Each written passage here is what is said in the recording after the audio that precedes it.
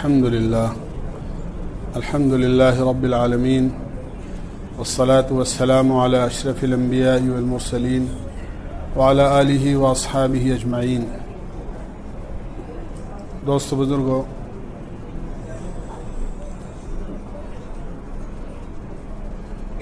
قرآن کریم اللہ کی کتاب ہے یا اللہ کا کلام ہے.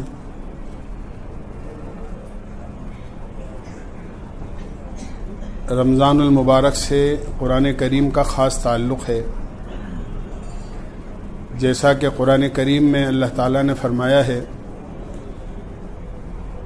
انا انزلناہ فی لیلۃ القدر، ہم نے اس کو شب قدر میں نازل کیا ہے. شب قدر چونکہ رمضان میں ہوتی ہے، قرآن کریم کا نزول بھی شب قدر کے اندر ہوا ہے. اسی لیے قرآن کریم کو رمضان المبارک میں کثرت سے پڑھایا جاتا ہے، سنایا جاتا ہے. جبریل امین ہر سال اللہ کے نبی علیہ السلام کو رمضان المبارک میں قرآن سنایا کرتے تھے اور اللہ کے نبی علیہ السلام کا قرآن سنا کرتے تھے.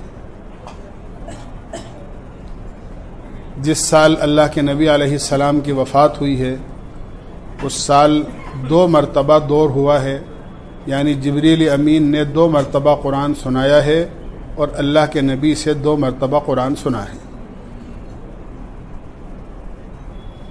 اس لیے قرآن کریم کا رمضان المبارک سے خاص تعلق ہے. قرآن کریم اللہ کی بہت بڑی نعمت ہے اور یہ ہمارے لیے قانون زندگی اور دستور حیات ہے. اللہ تعالیٰ نے جو جسم ہمیں دیا ہے اس کو کس طرح استعمال کرنا ہے، کن کاموں میں استعمال کرنا ہے اور کن کاموں سے اس کو بچانا ہے، اس کے سارے ضابطے اور قوانین اللہ تعالیٰ نے قرآن کریم میں بیان فرمائے ہیں. یہ ہدایت کی کتاب ہے.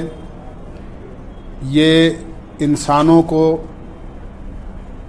ضلالت اور گمراہی اور کفر و شرک کے اندھیرے سے نکال کر ایمان، روشنی، ہدایت اور اللہ کے نور کے اندر لے کر آتی ہے. کتاب انزلناہ الیک لتخرج الناس من الظلمات الی النور، یہ قرآن کریم کے بارے میں اللہ نے خود قرآن کریم میں بیان فرمایا ہے.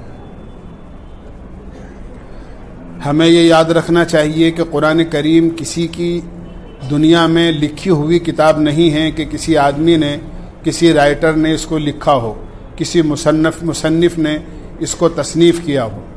ایسا ہرگز نہیں ہے. یہ کتاب اللہ کا کلام ہے، منزل من السماء ہے. وحی کے ذریعے سے اللہ تعالیٰ نے قرآن کریم ہمیں جناب رسول اللہ صلی اللہ علیہ وسلم کے واسطے سے ہمیں عطا فرمایا ہے. وحی اس پیغام کا نام ہے جو اللہ تعالیٰ اپنے نبیوں کی طرف سے اپنے پاس سے بھیجا کرتا ہے. اس کی مختلف شکلیں ہوتی ہیں اور اللہ کے نبی علیہ السلام پر وحی کی مختلف شکلیں ہوتی تھیں، جن میں ایک اہم شکل یہ تھی کہ جبریل امین خود تشریف لایا کرتے تھے اور اللہ کا پیغام، قرآن کریم کی کوئی آیت، سورت یا قرآن کریم کی کسی آیت کا حصہ یا کسی سورت کا کوئی حصہ جو بھی اللہ کی طرف سے بھیجا جاتا تھا وہ اللہ کے نبی علیہ السلام تک پہنچایا کرتے تھے. یہ جبریل امین تشریف لاتے تھے. کبھی اپنی اصلی شکل میں بھی آئے ہیں. روایت میں جس طرح فضائل رمضان میں آتا ہے کہ جبریل امین کے 100 بازو ہیں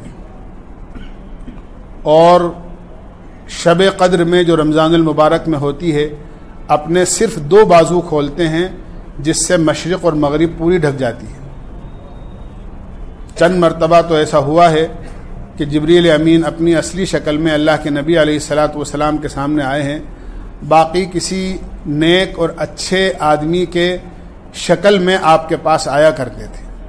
چنانچہ روایت میں آتا ہے حضرت عمر بن خطاب رضی اللہ عنہ فرماتے ہیں ایک مرتبہ ہم اللہ کے نبی کی خدمت میں موجود تھے، ہم نے دیکھا کہ اچانک اطلع علینا رجل، کہ اچانک ایک آدمی آیا، شدید بیاض الثیاب و شدید سواد الشعر، جس کے کپڑے انتہائی صاف ستھرے اور سفید تھے اور بال انتہائی کالے تھے۔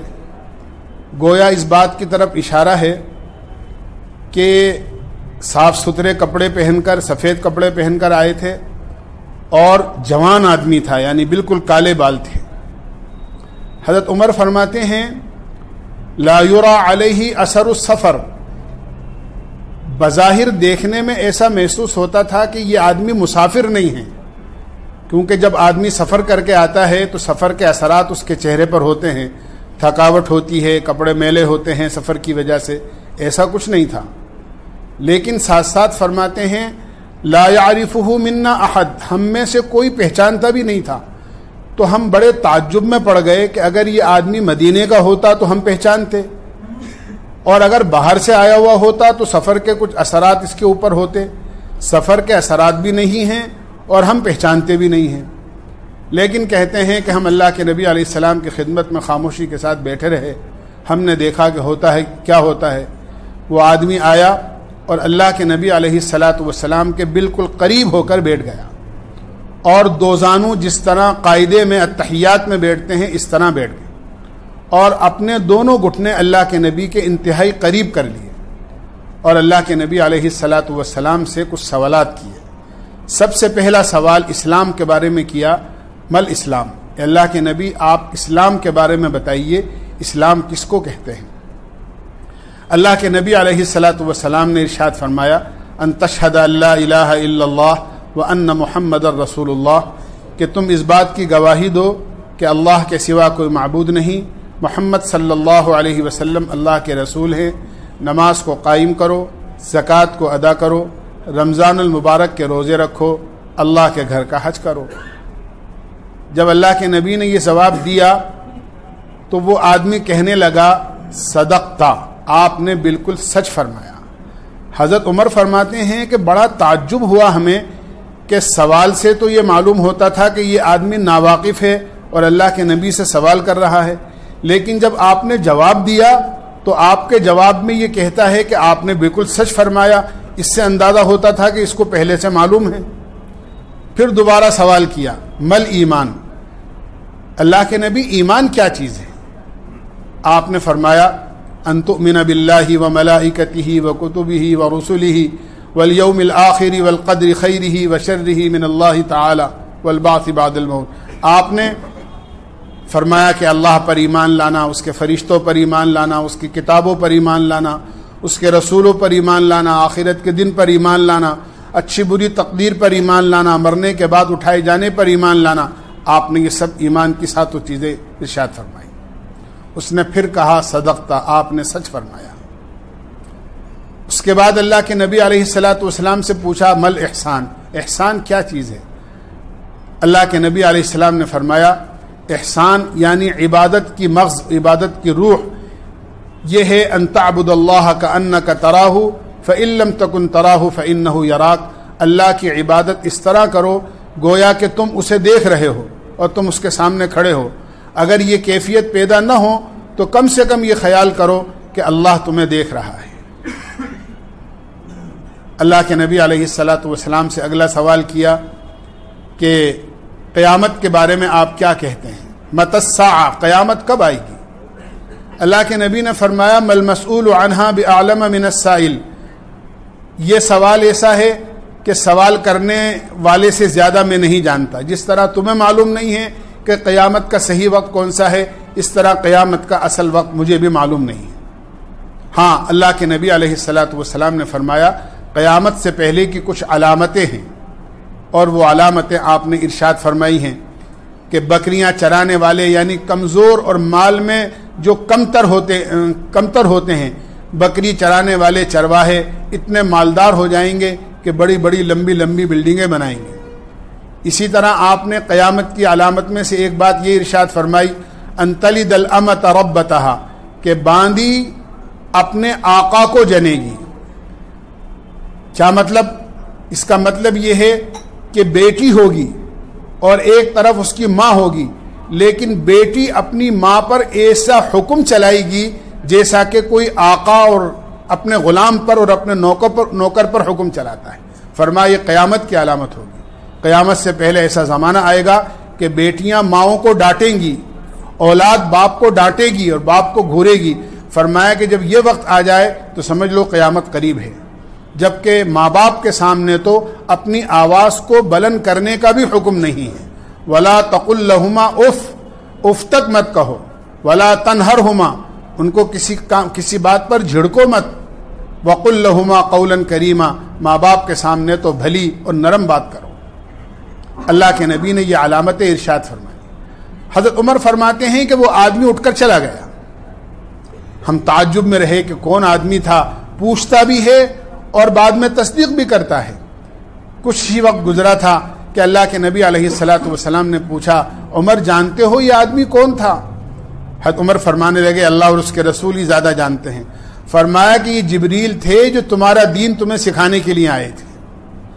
تو اس طرح جبریل امین اللہ کے نبی علیہ الصلاۃ والسلام کے پاس آتے تھے اور اللہ کا پیغام اللہ کے نبی علیہ الصلاۃ والسلام کو سناتے تھے، اور اللہ کے نبی علیہ الصلاۃ والسلام اس کو محفوظ کرا لیا کرتے تھے۔ قرآن کریم جب آپ پر نازل ہوتا تھا تو آپ اس کو صحابہ کو بلا کر لکھوا لیا کرتے تھے کسی چیز پر۔ تقریباً 40 کے قریب کاتبین وحی ہیں جو اللہ کے نبی علیہ الصلاۃ والسلام پر جو وحی نازل ہوتی تھی وہ اس کو لکھ لیا کرتے تھے۔ بہرحال قرآن کریم اللہ کی کتاب ہے اور کسی دنیا میں آدمی کی لکھی ہوئی نہیں ہے، بلکہ یہ آسمان سے نازل کی ہوئی اللہ کی کتاب ہے، اللہ کا کلام ہے، جو وحی کے ذریعے سے اللہ تعالیٰ نے جناب رسول اللہ صلی اللہ علیہ وسلم کے واسطے سے ہمیں عطا فرمائی ہے۔